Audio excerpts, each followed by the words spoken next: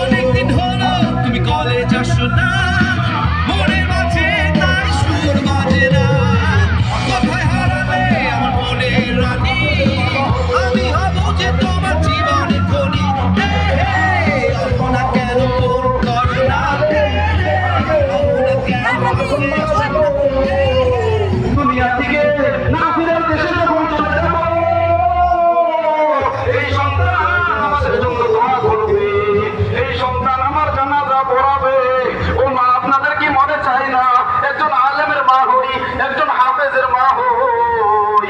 এজন্য সন্তানদেরকে দিনদার বানানো, কোরআন হাদিসের শিক্ষা দেওয়া, ভালো পথে চালানো, এটা হলো মা বাবার দায়িত্ব।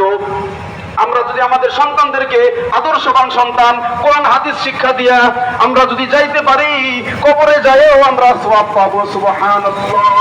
নবীজি বলেন, মৃত্যুবরণ করলে মানুষ মৃত্যুবরণ করলে আমাদের দরজা বন্ধ হয়ে যায়, কিন্তু কোন নেককার সন্তান থাকে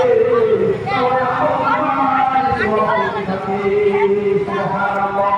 আরে হাফেজ সাহেব, কালকে আমাদের দিন এই হাফেজ সাহেব 10 জন আত্মীয়-স্বজনকে সুপারিশ করে জান্নাতে নিয়ে যেতে পারবে। সুবহানাল্লাহ। এই হাফেজ সাহেবের মা বাবাকে কালকে আমাদের দিন আল্লাহ তাআলা নূরের টুপি পরায় দিবেন, সম্মানের টুপি পরায় দিবেন। সুবহানাল্লাহ। বলি সুবহানাল্লাহ। আওয়াজ করে